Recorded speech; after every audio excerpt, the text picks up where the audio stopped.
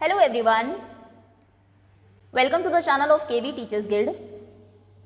बच्चों, आज इस वीडियो में हम कक्षा 9वीं हिंदी का एग्जाम्पल क्वेश्चन पेपर डिस्कस करेंगे। ये केंद्रीय विद्यालय संगठन के सत्र 2021-22 की परीक्षा का प्रश्न पत्र है। सबसे पहले तो पूरा प्रश्न पत्र आपका दो पार्ट्स में डिवाइडेड है, खंड क और ख। खंड क में आपकी पाठ्य पुस्तक और पूरक पाठ्य पुस्तक से प्रश्न होंगे और दूसरे खंड में रचनात्मक लेखन, पत्र लिखना, अनुच्छेद, संवाद लेखन, ऐसे कुछ प्रश्न है। इस बार कोई भी व्याकरण का प्रश्न नहीं होगा आपके एग्जाम में। पहला प्रश्न है, निम्नलिखित में से किन्हीं 4 प्रश्नों के उत्तर लगभग 25 से 30 शब्दों में दीजिए। ये 2 अंकों के प्रश्न है। हरिशंकर परसाई ने प्रेमचंद का जो शब्द चित्र हमारे सामने प्रस्तुत किया है, उससे प्रेमचंद के व्यक्तित्व की कौन कौन सी विशेषताएं उभर कर आती है। लेखक यानी कि हरिशंकर परसाई ने प्रेमचंद का जो शब्द चित्र हमारे सामने प्रस्तुत किया है, उससे उनके व्यक्तित्व की निम्नलिखित विशेषताएं हमारे सामने आती है। क्या आपको पता लगता है प्रेमचंद कैसे व्यक्ति थे?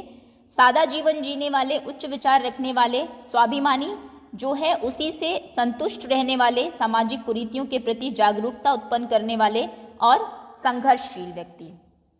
दूसरा प्रश्न है, प्रेमचंद के फटे जूते पाठ में टीले शब्द का प्रयोग किन संदर्भों को इंगित करने के लिए किया गया है?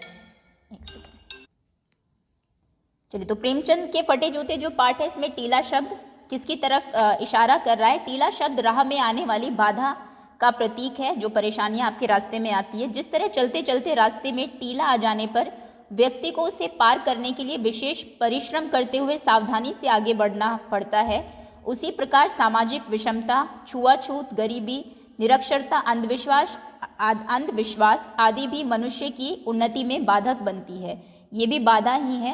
इन्हीं बुराइयों के संदर्भ में टीले शब्द का प्रयोग हुआ है।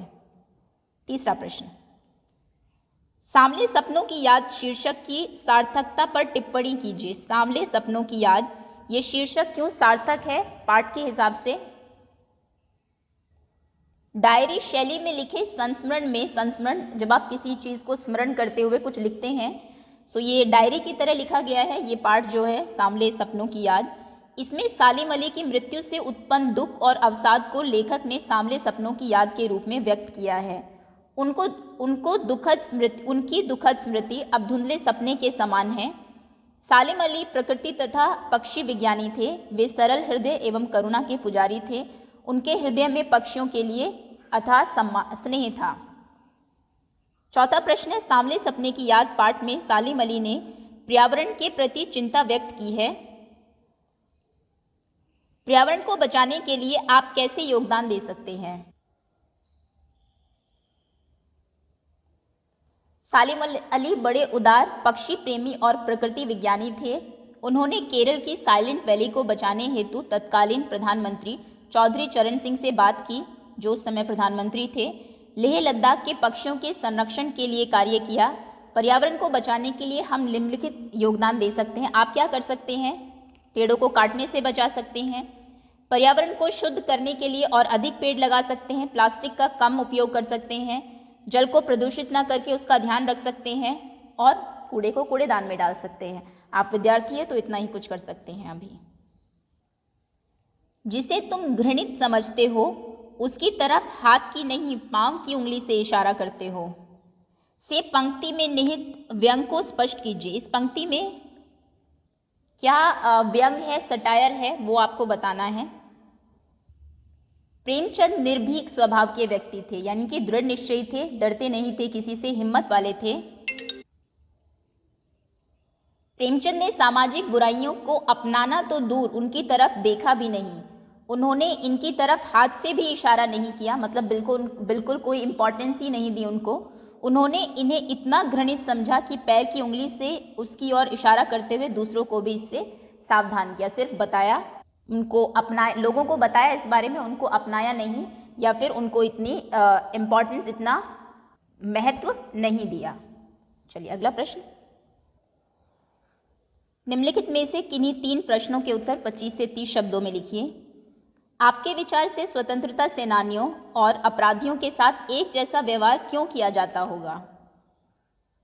ये ब्रिटिश सरकार के टाइम की बात हो रही है। तो ब्रिटिश सरकार भारत की स्वतंत्रता के विरोध में थी। वो नहीं चाहती थी कि भारत स्वतंत्र हो। भारतीयों द्वारा स्वतंत्रता की मांग करना उनकी दृष्टि से गंभीर अपराध था। वह क्रांतिकारियों को दबाना चाहती थी, इसीलिए वह उन्हें शारीरिक तथा मानसिक रूप से पीड़ित करती थी। उन्हें मानसिक रूप से तोड़ने के लिए उन्हें चोरों, अपराधियों, बटमारों के साथ रखती थी तथा आम अपराधियों जैसा दुर्व्यवहार करती थी। दूसरा प्रश्न है, सुरक्षा और मनोरंजन के उपकरणों से बच्चे वंचित क्यों हैं? बच्चे काम पर जा रहे हैं, इस कविता के आधार पर लिखिए। समाज के एक बड़े वर्ग को आज भी गरीबी का अभिशाप झेलना पड़ रहा है। इस गरीबी और समाज की व्यवस्था के कारण करोड़ों बच्चों को अपने परिवार की आर्थिक गतिविधियों तथा जिम्मेदारी में हाथ बटाना पड़ता है। ना चाहते हुए भी अपना यहाँ पर पेट होना चाहिए, अपना पेट भरने हेतु मजदूरी के लिए वे विवश है। उनके माता पिता के पास गेंद, खिलौने, किताबें आदि खरीदने की क्षमता नहीं है, इसीलिए वह सुविधा और मनोरंजन के साधनों से वंचित है। क्योंकि माता पिता के साथ काम करा रहे हैं, इतना भी पैसा नहीं है पेरेंट्स के पास कि उनको भरपेट खाना दे सके, तो खिलौने और ये सब तो बहुत दूर की बात है। अगला प्रश्न है, हूँ मोट खींचता लगा पेट पर जुआ, खाली करता हूँ ब्रिटिश अकड़ का कुआं। इस पंक्ति का भाव स्पष्ट कीजिए, क्या अर्थ है इसका? इसमें जेल की असहनीय यातनाएं झेलता हुआ कवि स्वाभिमान पूर्वक कहता है कि वह अपने पेट पर कोल्हू का जुआ बांधकर चरसा चला रहा है। आशय यह है कि उससे पशुओं जैसा सख्त काम लिया जा रहा है, फिर भी वह हार नहीं मान रहा। इससे ब्रिटिश सरकार की अकड़ ढीली पड़ रही है। अंग्रेज़ों को बोध हो रहा है, वो जान रहे हैं कि अब अत्याचार करने से भी वो सफल नहीं हो सकते। ऐसा करने से उनका घमंड चूर चूर हो रहा है। चौथा प्रश्न, आपके विचार से बच्चों को काम पर क्यों नहीं भेजना चाहिए? उन्हें क्या करने का मौका मिलना चाहिए? मेरे विचार से बच्चों को काम पर नहीं भेजा जाना चाहिए, क्योंकि ऐसा करना उनका बचपन छीनने जैसा है। छोटी उम्र में काम करने पर बच्चों का शारीरिक और बौद्धिक विकास बाधित होता है, रुक जाता है। वे जीवन भर के लिए मजदूर बनकर रह जाते हैं। बच्चों का बौद्धिक विकास हो, इसके लिए उन्हें पढ़ने लिखने के पर्याप्त अवसर तथा शारीरिक विकास हेतु खेलकूद के उचित अवसर मिलने चाहिए। प्रश्न 3, निम्नलिखित में से कोई 2 प्रश्नों के उत्तर देने हैं आपको 50 से 60 शब्दों में। ये 3 नंबर का प्रश्न है। पहला प्रश्न है, रामस्वरूप और गोपाल प्रसाद बात बात पर एक हमारा ज़माना था कहकर अपने समय की तुलना वर्तमान समय के साथ करते हैं। इस प्रकार की तुलना करना कहाँ तक तर्क संगत है? कहाँ तक आप इसे सही मानते हैं? रामस्वरूप और गोपाल प्रसाद दोनों पुराने ज़माने के बुजुर्ग हैं। दोनों को वर्तमान ज़माने की तुलना में अपना ज़माना याद आता है। ये यादें स्वाभाविक है, होता ही है अक्सर, लेकिन इन यादों के लिए इन्हें प्रयत्न नहीं करना पड़ता, ये अपने आप मन में आ जाती है। लेकिन इन तुलनाओं को दूसरों के सामने प्रकट करके उन्हें नीचा दिखाना गलत है। यह तर्कसंगत नहीं है, यह सही नहीं है। ऐसा करने से बुजुर्ग लोग अपने हाथों में ऐसा हथियार ले लेते हैं जिसकी काट वर्तमान पीढ़ी के पास नहीं होती। यूँ भी हर ज़माने की अपनी स्थितियाँ होती है, ज़माना बदलता है तो उसमें कुछ कमियों के साथ साथ कुछ सुधार भी आते हैं, परंतु बुजुर्ग लोग प्रायः अपने पक्ष में एक तरफा अनुभव सुनते हैं जो कि तर्कसंगत नहीं है। यह मनोरंजन के लिए तो ठीक है, किंतु इसका कोई महत्व नहीं है। दूसरा प्रश्न है, शिक्षा बच्चों का जन्मसिद्ध अधिकार है। इस दिशा में लेखिका के प्रयासों का उल्लेख मेरे संग की औरतें इस पाठ के आधार पर कीजिए। पाठ है, शिक्षा बच्चों का जन्मसिद्ध अधिकार है। इस दिशा में लेखिका ने अथक प्रयास किए। उसने कर्नाटक के बागलकोट जैसे छोटे कस्बे में रहते हुए इस दिशा में सोचना शुरू किया। उसने कैथोलिक बिशप से प्रार्थना की कि उनका मिशन वहाँ के सीमेंट कारखाने से मदद लेकर वहाँ स्कूल खोल दे, पर वे इसके लिए तैयार न हुए। तब लेखिका ने अंग्रेज़ी, हिंदी और कन्नड़ 3 भाषाएं सिखाने वाला स्कूल खोला और उसे कर्नाटक सरकार से मान्यता दिलवाई। इस स्कूल के बच्चे बाद में अच्छे स्कूलों में प्रवेश पा गए। शहरवासी सिर्फ माटी वाली को नहीं, उसके कंटर को भी अच्छी तरह से पहचानते थे। आपकी समझ से वे कौन से कारण रहे होंगे जिसके रहते माटी वाली को सब पहचानते थे? क्या कारण थे कि शहरवासी माटी वाली तथा उसके कनस्तर को इसीलिए जानते होंगे क्योंकि पूरे टिहरी शहर में केवल वही अकेली माटी वाली थी, उसका कोई प्रतियोगी नहीं था। वही सबके घरों में लीपने वाली लाल मिट्टी दिया करती थी। लाल मिट्टी की सबको ज़रूरत थी, इसलिए सभी उसे जानते थे तथा उसके ग्राहक थे। वह पिछले अनेक वर्षों से शहर की सेवा कर रही थी, इस कारण स्वाभाविक रूप से सभी लोग उसे जानते थे। माटी वाली की गरीबी, फटेहाली और बेचारगी भी उसकी पहचान का एक कारण रही होगी। अब ये प्रश्न थे आपकी पाठ्य पुस्तक से। अब कुछ रचनात्मक लेखन के प्रश्न हैं। सबसे पहले निम्नलिखित में से किसी एक विषय पर लगभग 150 शब्द का एक अनुच्छेद लिखिए। यहाँ पर कितने टॉपिक्स हैं? जीवन में व्यायाम का महत्व, कोरोना वायरस और पुस्तकों और सोच विचार की अपेक्षा, इंटरनेट पर निर्भरता तथा उसकी वजह से होने वाला अपराधीकरण। अब इनमें से ये दो तो कॉमन टॉपिक है, पहले भी आपने कई बार लिखा होगा इन पर, वैसे मैं एक बार दिखा दूंगी, लेकिन इसको थोड़ा सा देख लेते हैं। कोरोना वायरस हो सकता है, इस पर आपको कई बार ये लेटर में भी आ जाता है या फिर कोई अनुच्छेद लिखने को आ जाए एग्जाम में। जीवन में व्यायाम का महत्व। आज के युग में ज़्यादातर जो काम है वो मशीनों से होता है, जिसके कारण मनुष्य आलसी होता जा रहा है। इसकी वजह से बहुत सारी बीमारियां हो रही है, तो व्यायाम करना बहुत ज़रूरी है। व्यायाम का अर्थ क्या है? अपने शरीर की सुरक्षा की देखरेख करना, जिससे कि शारीरिक वृद्धि और विकास अच्छे से हो पाए। क्या सही समय है, क्या सही स्थान है? खुले वातावरण जहाँ पर कि स्वच्छ हवा हो, सुबह या शाम को करना चाहिए। क्या प्रकार है इसके? आप चाहे तो पॉज करके पढ़ सकते हैं। क्या लाभ होते हैं व्यायाम करने से? और फिर लास्ट में आप निष्कर्ष लिखेंगे। खैर, कोरोना वायरस के भी एक दो पॉइंट्स देख लेते हैं। कोरोना वायरस या कोविड-19 संक्रमण ऐसी बीमारी है जिसे वैश्विक संगठन द्वारा महामारी घोषित किया गया है। नवंबर 2019 में यह चीन की लैब से निकला। धीरे धीरे यह वायरस इंसान से इंसान में फैलने लगा। देखते ही देखते इस वायरस ने पूरी दुनिया में पैर पसार लिए। अंटार्कटिका जैसे क्षेत्र में भी कोरोना की पुष्टि हुई है। यहाँ पर क्योंकि पोलर रीजन है, बहुत कम लोग रहते हैं, लेकिन यहाँ पर भी कोरोना पाया गया। जनवरी 2020 में यह वायरस भारत में पाया गया। उसके बाद क्या बीमारी है, क्या इसके लक्षण होते हैं? सर्दी, जुकाम, बुखार, ये सब चीज़ें आप जानते होंगे। कैसे फैलता है? संपर्क में आने से। और किस तरीके से बचा जा सके? 3 फीट की दूरी बनाकर रखिए। जो पब्लिक प्लेसेस है वहाँ पर कम जाइए, मास्क लगाइए, सैनिटाइज़र का इस्तेमाल करिए, हाथ धोते रहिए। उसके बाद वैक्सीन का पॉइंट आप एक डाल सकते हैं इसमें कि इससे बचने के लिए पूरी दुनिया के वैज्ञानिकों द्वारा वैक्सीन पर शोध किए जा रहे हैं। और भारत, रूस समेत अनेक देशों ने वैक्सीन जारी किया। भारत में 2 वैक्सीन का निर्माण किया गया। कोविशील्ड, जिसका उत्पादन सीरम इंस्टीट्यूट ने किया, एंड कोवैक्सीन, जिसे कि भारत बायोटेक ने बनाया है। कई देशों में हमने ये उपलब्ध भी कराई है। श्रीलंका, भूटान, बांग्लादेश, नेपाल, म्यांमार, मालदीव सहित अन्य कुछ देशों में 56 लाख कोरोना वैक्सीन के डोज उपलब्ध कराए गए। ठीक है, लास्ट में इंटरनेट है। चलिए आगे आते हैं। दूसरा प्रश्न है प्रश्न 5। आपके विद्यालय में खेलकूद संबंधी सुविधाओं की कमी है, इस और ध्यान आकर्षित कराते हुए कक्षा मॉनिटर की ओर से विद्यालय के प्रधानाचार्य को पत्र लिखिए।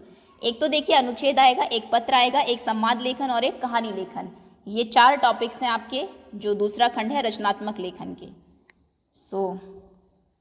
ओके, प्रधानाचार्य को पत्र लिखना है। सेवा में प्रधानाचार्य महोदय, आपके विद्यालय का नाम, जहाँ पर स्थित है, उसके बाद दिनांक जब आप पत्र लिख रहे हैं। विषय होगा खेलकूद संबंधी सुविधाओं के अभाव के संबंध में। महोदय, विनम्र निवेदन यह है कि मैं इस विद्यालय की 10वीं सा, या आप 9वीं लिखेंगे, कक्षा का मॉनिटर हूँ। यह विद्यालय पठन पाठन की उत्तम व्यवस्था एवं उच्च शिक्षण व्यवस्था के लिए प्रसिद्ध है। पढ़ाई बहुत अच्छी होती है स्कूल में, जिसका प्रमाण विगत कई वर्षों का उच्च परीक्षा परिणाम भी है। पिछले जो कुछ सालों के रिजल्ट है उससे ये पता लगता है। श्रीमान जी, विद्यालय में यदि किसी चीज़ की कमी खटकती है तो वह खेलकूद संबंधी सुविधाओं की। हम छात्र प्रतिवर्ष खेल प्रतिस्पर्धाओं में भाग लेते हैं, कॉम्पिटिशन्स में पार्टिसिपेट करते हैं, पर कोई पुरस्कार या उपलब्धि अर्जित नहीं कर पाते हैं। कई साल से हमारा विद्यालय खेलों में भी पदक नहीं जीता करता था। खेलकूद के लिए जो सामान हमें दिए गए हैं वे पुराने और टूटे फूटे हैं, जिससे अभ्यास नहीं हो पाता। इसके अलावा इस विद्यालय में 2 साल से क्रीड़ा अध्यापक भी नहीं है, स्पोर्ट्स टीचर नहीं है, जिससे हमारा अभ्यास प्रभावित होता है। अब ये आप सिर्फ पत्र लिख रहे हैं, ऐसा नहीं कि आप सोचें कि है स्पोर्ट्स टीचर तो सभी केवीज में होते हैं। आप ये पॉइंट लिख सकते हैं। अतः आपसे प्रार्थना है कि खेलों का सामान, नया सामान खरीदकर हमें खेलकूद संबंधी सुविधाएं बढ़ाने की कृपा करें।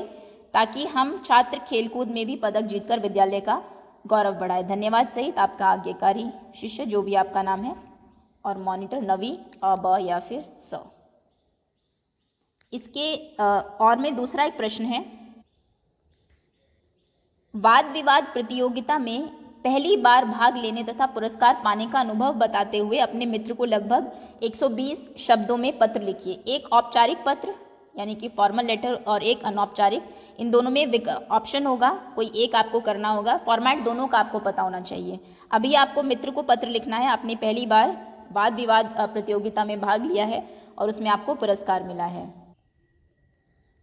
सबसे पहले एड्रेस होगा मकान नंबर राजौरी गार्डन, नई दिल्ली। दिनांक जब आप पत्र लिख रहे हैं, प्रिय मित्र, बस इतना ही है। इसका जो फॉर्मेट है, सप्रेम नमस्कार, आशा है कि तुम सानंद होंगे। जैसा कि तुम्हें पता है कि विद्यालय में विद्यार्थियों के सर्वांगीण विकास के लिए, ऑलराउंड डेवलपमेंट के लिए प्रतियोगिताओं का आयोजन किया जाता है। मैंने भी पहली बार अपने सदन की ओर से हिंदी वाद विवाद प्रतियोगिता में भाग लिया है। यद्यपि मैंने इसके लिए बहुत परिश्रम और अभ्यास किया था, किंतु मंच पर आने से पूर्व मुझे घबराहट हो रही थी। तुम्हें यह जानकर खुशी होगी कि इस प्रतियोगिता में मुझे प्रथम स्थान प्राप्त हुआ।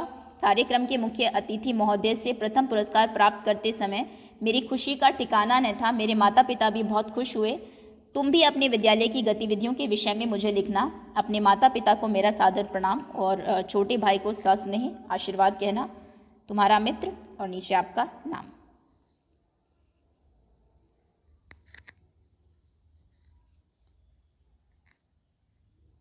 अच्छा, ये सम्मान लेखन है। अभी छठा प्रश्न,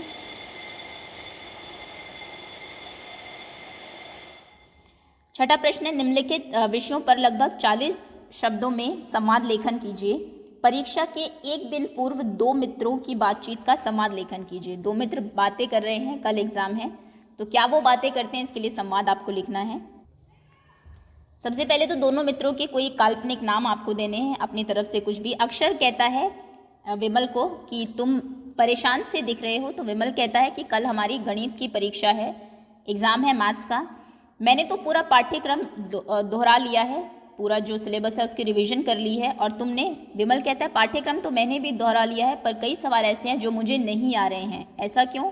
जब वे सवाल समझाए गए थे तब बीमारी के कारण मैं स्कूल नहीं जा सका था। कोई बात नहीं, चलो मैं तुम्हें समझा देता हूँ, शायद तुम्हारी समस्या हल हो जाए, पर इसमें तो तुम्हारा समय बेकार हो जाएगा। कैसी बातें करते हो? तुम्हें पढ़ाते हुए मेरा दोहराने का कार्य स्वतः हो जाएगा, रिवीजन हो जाएगा एक तरीके से। फिर इतने दिनों की मित्रता कब काम आएगी? तो विमल कहता है, पर मैं उस अध्याय के सूत्र रट नहीं पा रहा हूँ, यानी कि फॉर्मूलाज। अक्षर कहता है, सूत्र कोई रटने की चीज़ नहीं बल्कि समझने की है। एक बार यह तो समझो कि सूत्र बना कैसे। फिर सवाल कितना भी घुमा फिरा कराए तुम ज़रूर हल कर लोगे। विमल कहता है, तुमने तो मेरी समस्या ही सुलझा दी, चलो अब कुछ समझा भी दो। ओके,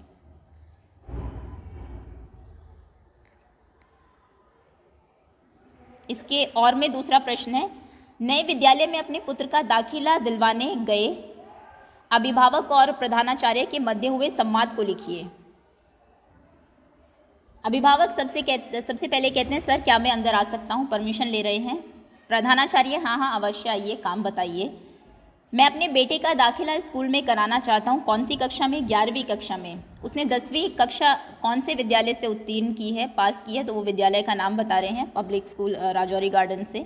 तुम अपने बच्चे को पब्लिक स्कूल से यहाँ सरकारी स्कूल में पढ़ाना चाहते हो, ऐसा क्यों? मैंने स्कूल का नाम सुना है, यहाँ पढ़ाई की उत्तम व्यवस्था है और खर्च नाम मात्र का भी नहीं है, फीस यानी कि बहुत कम है। यह पब्लिक स्कूल वाले तो हमें लूटने में कोई कसर नहीं छोड़ते हैं। खैर जो भी कारण हो। प्रधानाचार्य कहते हैं, आपके बेटे ने 10वीं कक्षा में कितने अंक प्राप्त किए हैं? जी 90%। आप दाखिला कहाँ चाहते हैं, विज्ञान, कॉमर्स या आर्ट में? तो वो कंप्लीट कर ही रहे थे, इससे पहले अभिभावक बोल पड़ते हैं, मुझे विज्ञान वर्ग में दाखिला दिलवाना है। तो आप कमरा नंबर 15 में मिस्टर शर्मा से मिल लीजिए। जी धन्यवाद। Okay, next. 7वां प्रश्न है, नीचे लिखे संकेतों के आधार पर कहानी पूरी करो। बच्चे का कुएं में गिरना, साड़ियों की रस्सी बनाना, कुएं में लटकाकर भाई को बाहर निकालना, अद्भुत साहस का परिचय देना और भाई का प्राथमिक उपचार करना। सबसे पहले तो जो भी आप कहानी लिखिए उसका एक उचित शीर्षक ज़रूर दें। शीर्षक है वीरता पुरस्कार। कांकेर में रहने वाले एक परिवार का छोटा बच्चा फुटबॉल खेलते खेलते कुएं में जा गिरा। उस बच्चे के दूसरे भाई ने अपनी 14 वर्षीय बहन को इसकी सूचना दी। सूचना मिलने पर उस बहन ने मां की 3-4 साड़ियां ली और उन्हें आपस में बांधकर एक कर लिया। उसे कुएं में लटकाकर भाई को उसे पकड़ने के लिए कहा। जब भाई ने साड़ी के छोर को अच्छे से पकड़ लिया तब उस 14 वर्षीय बालिका ने 20 फुट गहरे कुएं से जो खींचातानी शुरू की तो भाई को कुएं से बाहर निकालकर ही दम लिया। उसके हाथ थक गए पर बालिका ने अद्भुत साहस का परिचय देते हुए न केवल भाई को बचाया अपितु उसका प्राथमिक उपचार कर उसे नवजीवन भी दिया। उसके इस वीरतापूर्ण कार्य के लिए सरकार द्वारा उसे वीरता पुरस्कार से सम्मानित किया गया। इसी के और में एक और कहानी के हिंट्स आपको दें। लुप्त होती ईमानदारी, लेखक के साथ बीती घटना, बस में यात्रा, बस खराब होना, लोगों का ड्राइवर पर संदेह होना, कंडक्टर का जाकर दूसरी बस लाना और मानवता का परिचय देना। कहानी का शीर्षक है ईमानदार कंडक्टर। आज ईमानदार व्यक्ति जीवन में बहुत कष्ट उठा रहे हैं और बेईमान धोखेबाज लोग बहुत खुश हैं। दुनिया में सच्चाई और ईमानदारी लुप्त हो गई है, परंतु फिर भी कुछ ऐसे लोग हैं जो ईमानदारी का दामन पकड़े हुए हैं। एक बार मैं बस में यात्रा कर रहा था। मेरे साथ मेरी पत्नी और 2 बच्चे भी थे। एक सुनसान स्थान पर जाकर बस में कुछ खराबी आ गई। यात्री घबरा गए। कंडक्टर उतरा और एक साइकिल लेकर चलता बना। लोगों को संदेह हो गया कि उन्होंने ड्राइवर को पकड़ लिया। वे उसे मारना चाहते थे। तभी कुछ लोगों ने उसकी बात पर भरोसा करने की सलाह दी। 20 मिनट बाद सामने से एक खाली बस आती दिखाई दी। कंडक्टर पास के ही डिपो पर जाकर एक खाली बस लेकर आ गया था। लोगों को अपनी गलती का एहसास हुआ। उन्होंने कंडक्टर को धन्यवाद दिया। तो ये था क्लास 9 हिंदी का एक sample question paper. Okay, thank you so much for watching.